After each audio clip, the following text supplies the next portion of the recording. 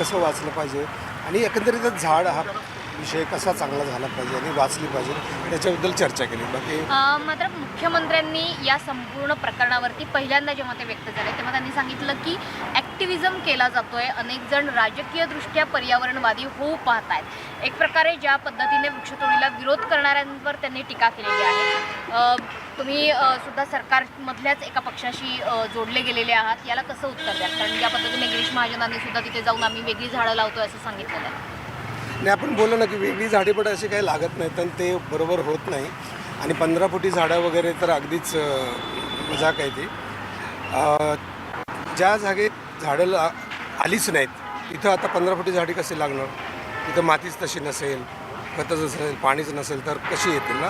म्हणजे आहेत ती तोडायची कशाला? ह्याच्यावरती बोलणं झालंच आहे आपल्याला. मुद्दा असा आहे की आहे ती झाडं तोडायला नाही पाहिजेत, कुंभमेळे व्हायला पाहिजेत, ज्या परंपरेने जे सण आहेत हे सगळं व्हायला पाहिजे, त्याच्याबद्दल आपण आहोतच, आदर आहेच आपल्याला. पण ही नवीन झाडाची फसवणूक नाही व्हायला पाहिजे, झाडं तुटली नाही पाहिजेत. आणि एकंदरीत महाराष्ट्रातलीच आपली सगळी वनराई आहे, देवराई आहे, त्या कशा टिकल्या पाहिजेत तर नवीन कशा झाल्या पाहिजेत असे महत्त्वाचे. मुख्यमंत्री याला ॲक्टिव्हिजम म्हणतायत, राजकीयदृष्ट्या प्रेरित पर्यावरणवादी म्हणतायत. तुम्हाला मला झाडाशिवाय बाकी असलं काय कळत नाही, हे काय म्हणतात आणि ह्याच्याबद्दल काय विचार करून काय व्यक्त व्हावा, हा काय आपला प्रांत नाही. राज ठाकरेंसोबत नेमकं काय चर्चा झाली? राज ठाकरेंसोबत आता नेमकी काय चर्चा, नेमकं काय? आणि त्यांनी हे एकत्रित आंदोलन तपोवनाला जो सपोर्ट केला ना त्याच्याबद्दल मला खूप आनंद झाला, म्हणून त्यांना भेटायला आलो. ही चांगली गोष्ट आहे. आणि पुढे पण अशी तपोवनं अशी झाडं वाचावी, त्याच्याबद्दल काय करता येईल, कसं करता येईल. गिरीश महाजन असं म्हटले की मी दोन्ही ठाकरे बंधूंची भेट घेईन, आमचा जो मुद्दा आहे आम्ही काय हे करतोय हे सगळं स्पष्ट मी त्यांच्या ठाकरे बंधूंशी बोलेन. कसं काय गोष्टीकडे तुम्ही बघता? काय म्हणलं की मी दोन्ही ठाकरे बंधूंची भेट घेईन आणि सरकारचा मुद्दा तरी काय आहे, सरकार तिकडे काय हे याच्यावर गोष्टी करते मी ठाकरे बंधू समजून सांगतो. आता ठाकरे बंधून ते बघून घेतील ना की त्यांचे काय मुद्दे आहेत ते. पण मला काय भेटणार उद्धव ठाकरेंनी देखील तपोवनाच्या वृक्षतोड भेटणार म्हणजे योगायोगानंच भेटलो असं. तर ह्या सगळ्यांना आपण भेटून नाही, म्हणजे ज्यांनी सपोर्ट केला आहे त्या सगळ्यांनी आपल्याला झाडं वाचवण्यासाठी हे सगळं करायलाच हवं. तुम्ही सतत त्या ठिकाणी आंदोलन करताय, मात्र सरकार काही नमती भूमिका घेत नाही. एकत्रित आंदोलन करण्यासंदर्भात ते तुमची चर्चा नाही, सरकार आपलं काय दुश्मन थोडी आहे. आंदोलन करण्याचं म्हणजे त्यांना आपली भूमिका समजलीच पाहिजे आणि झाडं वाचली पाहिजेत. एकत्रित काही दोन ठाकरे बंधूंना तुम्ही सर्व एकत्रित घेऊन तुम्ही सर्व पर्यावरणवादी असं झाडासाठी येणारे सगळे आपलीच माणसं. त्यामुळे जेवढे येतील सगळे येतील ते घेऊन आपल्याला झाडं वाचवायचे आणि झाडं वाढवायचेत आणि ते आपले खरे आईबाप आहेत असाच आपलं म्हणणं आहे ना. आणि हे सत्यच आहे ना, तोच मुद्दा आपल्याला आहे. अजित पवारांनी तुमची पाठराखण केली, पक्षाची भूमिका ही तुमच्या बाजूनं आहे, त्याबद्दल तुमचं काय म्हणणं? आणि सगळ्यात महत्त्वाचं, कलाकारांना सुद्धा तुम्ही काय आवाहन करणार आहात? आणि अजित पवारांनी उपमुख्यमंत्री म्हणून अधिक ठाम भूमिका घ्यावी असं वाटतंय का? नाही, त्यांनी घेतलीच आहे भूमिका. झाडांसाठी त्यांनी सपोर्ट केलं हे मला खूप चांगलं वाटलं. आणि सगळेच कलाकारांनी पुढे येऊन बोलायलाच पाहिजे असं काय नाही. सगळ्यांचं मत हेच आहे की झाडं वाचली पाहिजे, असं कोण म्हणतील का?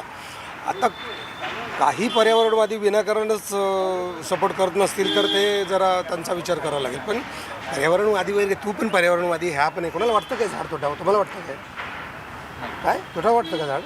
नाही, कोणालाच वाटणार नाही. साधी गोष्ट आहे ना, सिंपल आहे यार. मूळ झाड आहे, नंतर आपण आहोत. मुख्यमंत्र्यांची तुम्ही काही भेट घेणार? कारण शेवटी सगळा मुद्दा त्यांच्या हातात आहे. गिरीश महाजनांशी बोलणं होत आहे, पण थेट मुख्यमंत्र्यांची भेट घेणार का? मला ते एक्झिबिशन सेंटर वगैरे जागा विकली जाऊ नये हे प्रामाणिकपणे वाटतं. ते बहुतेक करणार नाहीतच. तसं होणारच असेल तर मग भेटू. शिंदेसाहेब, तुम्ही राज ठाकरेंची जवळपास तासभर चर्चा केलेली आहे, मात्र गिरीश महाजन किंवा सरकारमधले मंत्री जे काय सांगताय की दुसरी कोण 15,000 झाडं आणून आम्ही लावणार आहोत, त्या मुद्द्यावरती राज ठाकरेंचं मत काय? असं हे शक्य आहे? झाडं जगतील नाही जगतील त्यावरती सुद्धा सरकार नाही हो, गिरीश महाजन समजत नाही हो त्यांना की हे असं नाही करायला पाहिजे हो. अशी एकदम हैदराबादला कशाला झाडं आणायला जायला पाहिजे? महाराष्ट्रात काय फॉरेस्ट डिपार्टमेंट नाही? महाराष्ट्राच्या फॉरेस्ट डिपार्टमेंटला माझा सवाल आहे की तुम्ही अशी मोठी झाडं आपण का नाही तयार करत? आपल्याकडे काय जागा नाहीत का? आपल्याकडे रोपं नाहीत का? माणसं नाहीत का? पैसे नाहीत? काय नाही? हैदराबादला जाऊन आणायची, खर्च करायचा आणि त्याचा इथं काही फायदा नाही. पण एवढी मोठी झाडं खरोखर जगतात का? तुम्ही स्वतः गेवराई 15 फुटी झाडं जगण्यासाठी फार मोठे कष्ट घ्यावे लागतात. ती जमीन खोदावी लागते, त्याला खत पाणी तयार करावं लागतं, 6 महिने पडून ठेवावं लागते, वर्षभर ती योग्य तयार झाल्यानंतर ते झाड लावलं पाहिजे, मग वाढलं पाहिजे.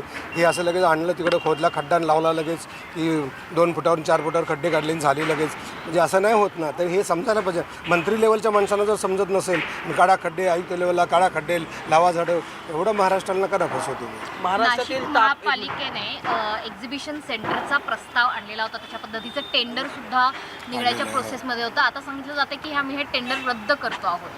त्याची खात्री तुम्हाला आज पटलेली आहे? आज त्यांनी पर्यावरणच्या काही लोकांना बोलवलं आहे नाशिकला. 12 वाजता त्यांची मीटिंग होणार आहे आणि मला वाटते बातमी आली आहे रद्द केले म्हणून, पण अजून कागदोपत्री ते आलेलं नाही. मला वाटते आज देतील ते. मुख्यमंत्र्यांनी असंही म्हटलेलं होतं की आत्ताची झाडं कापली जातात ती गेल्या 10-12 वर्षांमध्ये लावण्यात आलेली झाडं, ती काही फार पूर्वीची झाडं नाही आणि ती पालिकेनंच लावलेली होती. त्यावेळेला कुंभमेळा नव्हता म्हणून ती झाडं आजवर एवढी मोठी झाली. झाडं तोडून काय फायदा नाही. छोटी झाडं आणि मोठी झाडं 10 वर्षाची आणि 100 वर्षाचा असा काही मुद्दा नसतो. झाड असतं, त्याचं एक वय असतं आणि झाडं तोडून पर्यायी झाडं लावणं हे काय बरोबर नाही. तापमानाचा झुडपं पारा आहेत असं वगैरे गिरीश महाजन म्हणतायत. फार मोठी झाडं नाही, झुडपं वगैरे आहेत. तुम्ही स्वतः तपोवनामध्ये होता, काय अहो गवत असो, झुडपं असो, वेली असते, ही झाडाचेच प्रकार आहेत ना. ते म्हणजे काय फालतू आहे तर हे म्हणजे काय, त्याच्यावर तर आपण जगतो ना. झुडपं, वेली, गवत, आपण अन्न पाणी खातो ते गवतच आहे ना एक प्रकारचं. सगळं गहू, बाजरी, ज्वारी, ऊस हे सगळं गवत आहे ना. मका बिका हे गवताचेच प्रकार आहेत ना. वेलीवरचं काय नाही खात आपण. वेली लगेच ते आपण काढायचं आणि त्याच्यावरती किती प्राणी पशु जगत असतात ना. तुम्ही आता राष्ट्रपतींची भेट घेतली, त्यांना हा सगळा मुद्दा समजावून सांगितलं काय नेमकं त्यांना देखील माहितीच असेल, पण त्यांचं त्याच्यावर काय मत होतं, म्हणजे त्यांनी तुम्हाला काय सांगितलं? राज ठाकरे हे चांगले नेते आहेत, चांगले विचारवंत आहेत आणि कलाकारांसाठी तर खूपच चांगले आहेत. मला नेहमीच ते आवडतात आणि आम्ही नेहमीच भेटी घ्यायचा प्रयत्न करतो. फार कमी वेळा भेटलो, पण आज ह्या निमित्तानं असल्यामुळे सगळं मीडियासमोर येतो आहे.